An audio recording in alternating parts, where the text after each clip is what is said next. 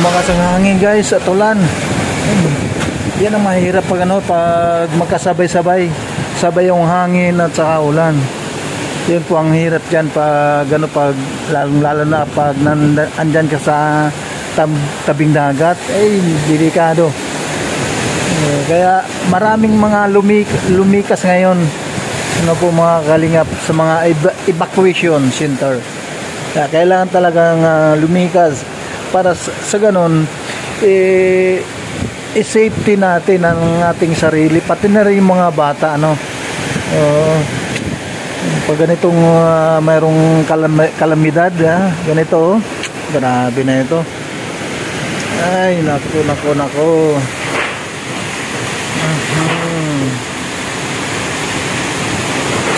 Sigurado ako pag tigil ng na ito, bagyo na ito, marami mga puste na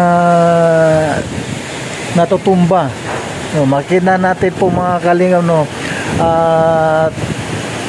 yung kasunod na yung kasunod na video na ating i-upload po mga kalingap ay doon po sa highway sa kalsada, para mamaya mapanood niyo na rin kung ano yung kaganapan dito po sa Bagyong Uwan.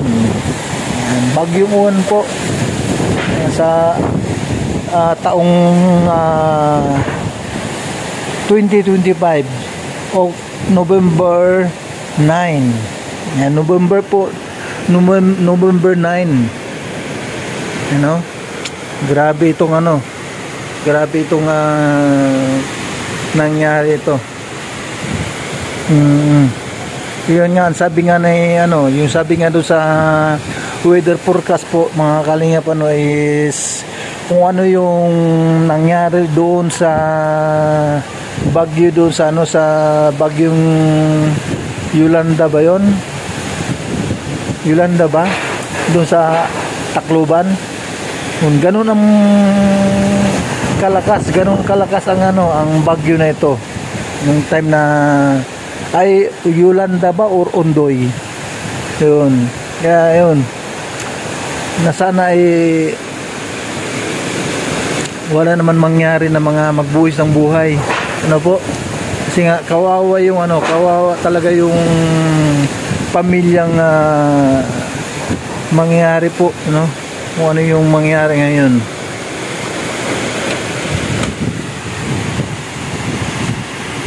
Ayan naka-helmet siya.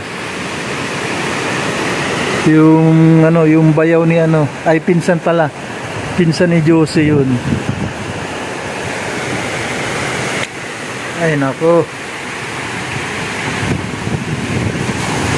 Ay nako. Grabe na ito. Ano ba ang nangyari?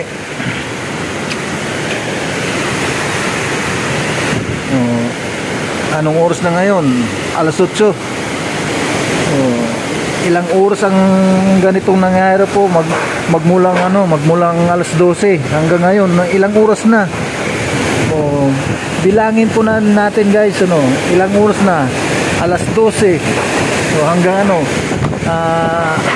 alas 12 madaling araw. At ngayon po ay alas 8 na. Pasado alas 8. Grabe na ito.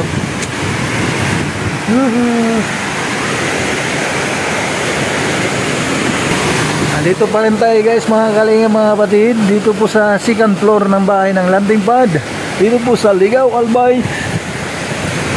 Yan, sa Ligao Albay pa rin.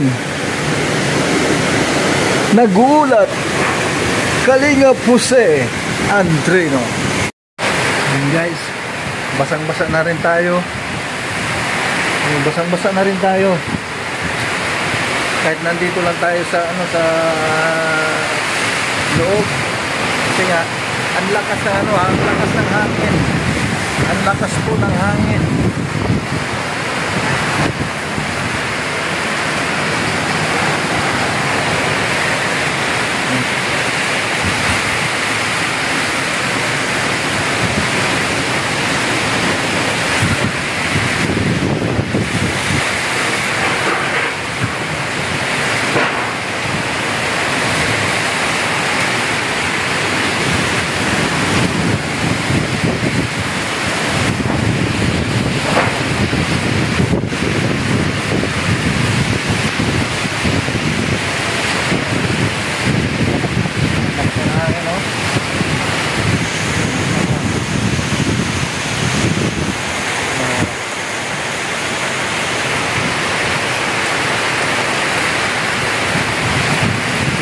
tayo sa ano po, sa second floor sa taas.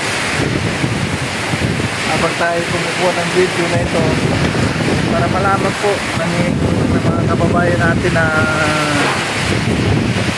sa ibang bansa, yung mga kasamahan or mga kababayan natin.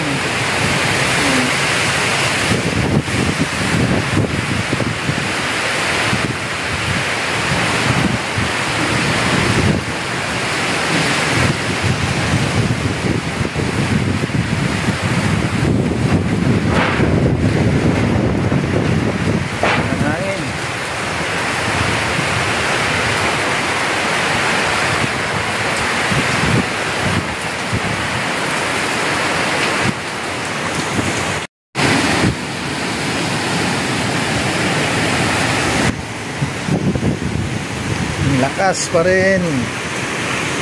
Ayan o. Yung hangin. Ang masama nito yung hangin talaga. Ang delikado. Kasi pag ano po mga kalingap ano, yung yero na mga lumilipad, tapos andyan ka sa kalsada, delikado.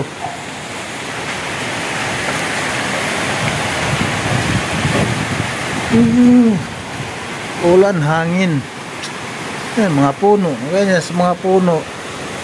Pag nadaganan ka ng puno dyan, yan, kung ano yung nangyari noon doon sa ano, kung naalala po ninyo, yung tayo ay nasa Dait, yung Buhawi, di ba po? Na mayroong puno na natumba.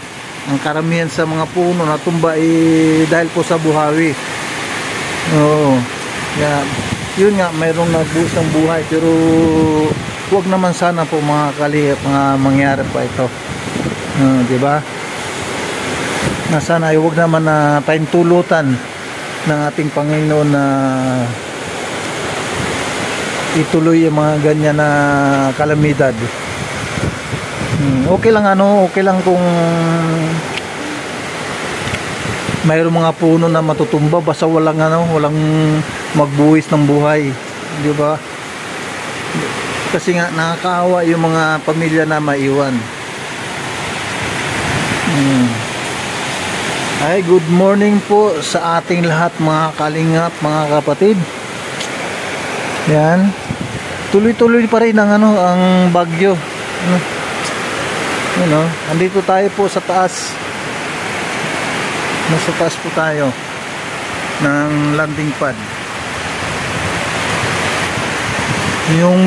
Mayroong yung putol ng puno, putol na yung puno ng avocado dun sa likod.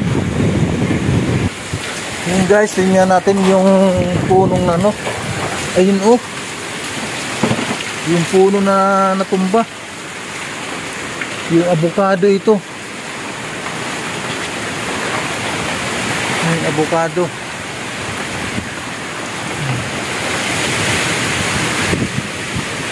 Sayang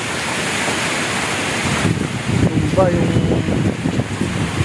naputol, sobrang lakas ng hangin naputol yung puno ng avocado.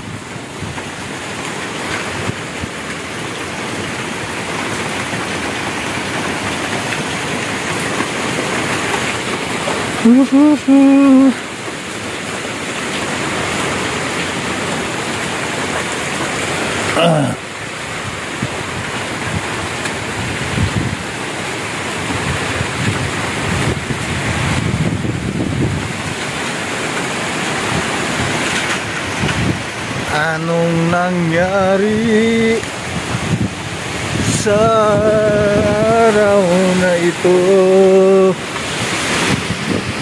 Bakit ganun? Yan ang mga yung mga bunga ng anong tawag dyan, nagkandalaglag na, ang dami